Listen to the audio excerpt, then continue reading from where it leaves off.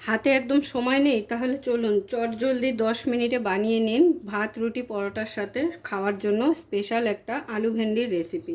তো আজকের রেসিপি হলো আমার আলু দিয়ে ভেন্ডি দিয়ে মশলাদার আলু ভেন্ডির রেসিপি।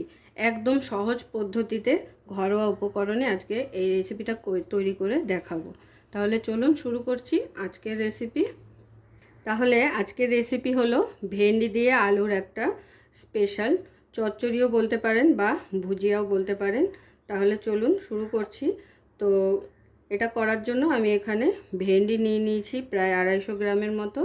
তো ভেন্ডিগুলো বেশ বড় বড়ই সাইজের আছে, খুব বেশি ছোটও না আবার খুব অতিরিক্ত বড়ও না। আর দুটো আলু নিয়ে নিয়েছি মিডিয়াম সাইজের। তো প্রথমে আমাদের ভেন্ডিগুলোকে কাটিং করে নিতে হবে। খুব বেশি ছোট ছোট কিন্তু ভেন্ডি হবে না, মিডিয়াম সাইজ করে কেটে নেব।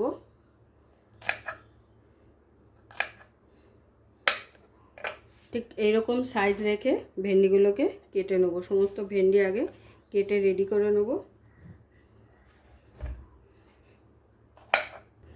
এরপরে আলুগুলোকেও খুব পাতলা পাতলা করে কেটে নেব।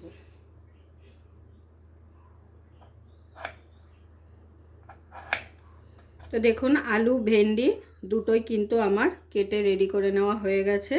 তো আলুগুলোকে কিন্তু একটু পাতলা পাতলা করে এইভাবে ছোট ছোট করে কেটে নিতে হবে। তাহলে চলুন শুরু করছি, রেসিপিতে চলে যাব এবার।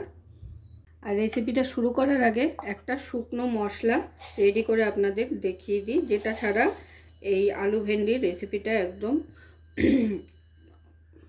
বেকার হয়ে যাবে। তো এই মশলাটাই কিন্তু আসল, এই মশলাটা জন্যই কিন্তু এই রেসিপিটার এত টেস্ট হয়। তো এখানে দিয়ে দিলাম গোটা ধনে, আর দিয়ে দেবো গোটা জিরে, হাফ চামচের মতো সব কিছু দিয়ে দিলাম।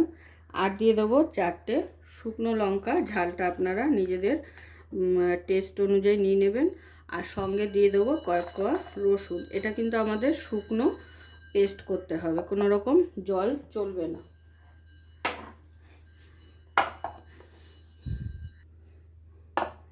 তো দেখুন আমাদের মশলাও কিন্তু রেডি হয়ে গেল। ঠিক এরকমই থাকবে, আধ ভাঙা, পুরো কিন্তু পেস্ট হবে না, এরকম একটু হালকা গোটা গোটাই থাকবে। এবারে চলে যাব সোজা রেসিপিতে। তাহলে রেসিপিটা শুরু করার জন্য এখানে বসিয়ে দিয়েছি কড়াই, আর কড়াইতে দিয়ে দিচ্ছি সর্ষের তেল।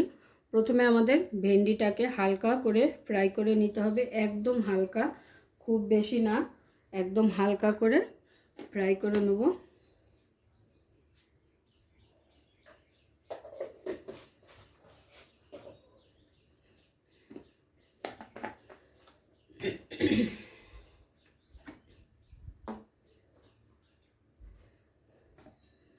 তেলটা হালকা গরম হয়ে গেছে, দিয়ে দিচ্ছি তেলের মধ্যে সামান্য পরিমাণ নুন আর সামান্য পরিমাণ হলুদ। এরপরে দিয়ে দেবো ভেন্ডি।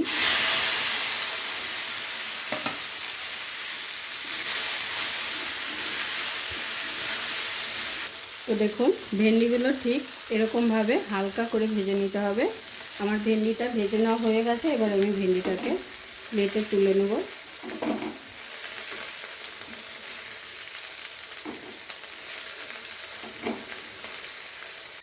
এবারে দিয়ে দিচ্ছি গোটা জিরে ফোড়নের জন্য।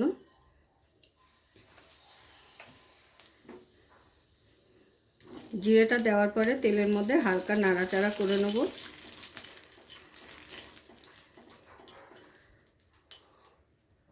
হালকা নাড়াচাড়া করে নেওয়ার পরে এখানে দিয়ে দেবো কেটে রাখা আলুগুলো।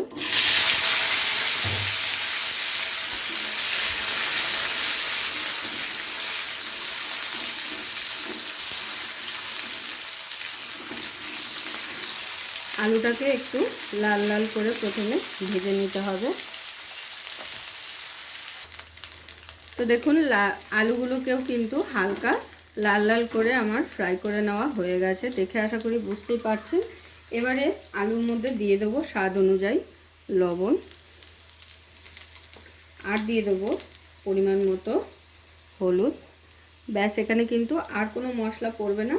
যে মশলাটা আমরা আধ ভাঙা করে পেস্ট করে রেখেছি সেটাই কিন্তু এখানে দিতে হবে। তো নুন হলুদটা দিয়ে আবার একবার ভেজে নিচ্ছি।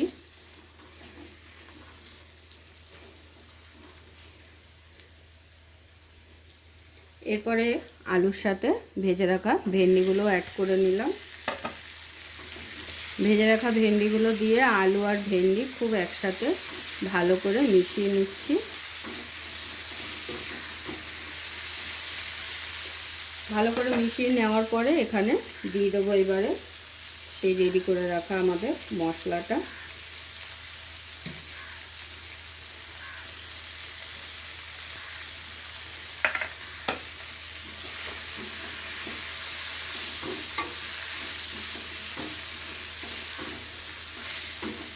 আর বিশ্বাস করুন এই মশলাটার জন্যই কিন্তু এই রেসিপিটা খেতে অসাধারণ হয়। একবার অবশ্যই ট্রাই করবেন, রুটির সাথে খেতেও কিন্তু দারুণ লাগে। তো মশলাটা দেওয়ার পরে খুব ভালো করে একবার আলু আর ভেন্ডির সাথে মিশিয়ে নিয়ে হালকা জল দিয়ে কিন্তু এবারে ঢাকনা চাপা দিয়ে রান্নাটা করে নিতে হবে। দিয়ে দিচ্ছি সামান্য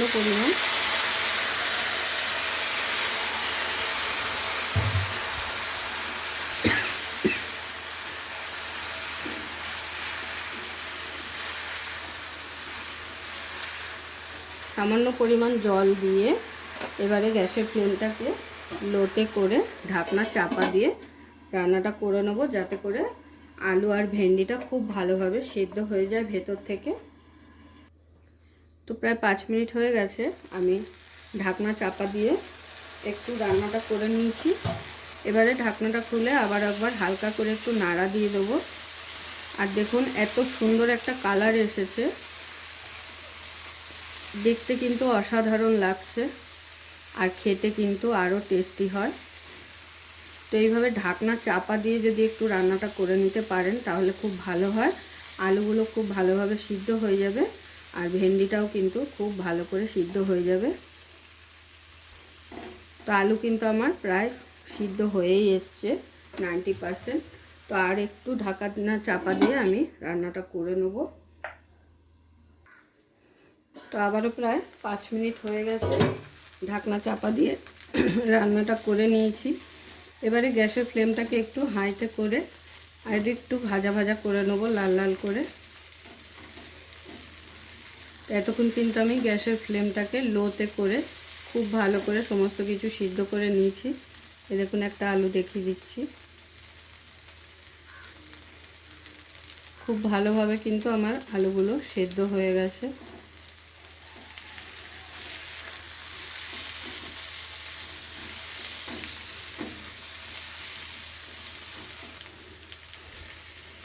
তো গ্যাসের ফ্লেম জোরে করে দিয়ে আমি একটু লাল লাল করে ভাজা ভাজা করে নিলাম। দেখুন দেখতে কতটা অসাধারণ লাগছে। তো তৈরি হয়ে গেল আমাদের একদম গরম গরম আলু ভেন্ডি মশলাদার আলু ভেন্ডির ভুজিয়া। তো চলুন গরম গরম প্লেটে সার্ভ করে নিই। পুরো ভিডিওটা দেখার জন্য সকলকে অসংখ্য ধন্যবাদ। এরকম আরও নিত্য নতুন ভিডিও দেখার জন্য চ্যানেলটি অবশ্যই সাবস্ক্রাইব করে নেবেন আর পাশে থাকা বেল আইকনটি প্রেস করে নেবেন নতুন রেসিপির আপডেট পাওয়ার জন্য। তো সবাই ভালো থাকবেন, সুস্থ থাকবেন। আবারও দেখা হচ্ছে আপনাদের সাথে নতুন একটি রেসিপি নিয়ে।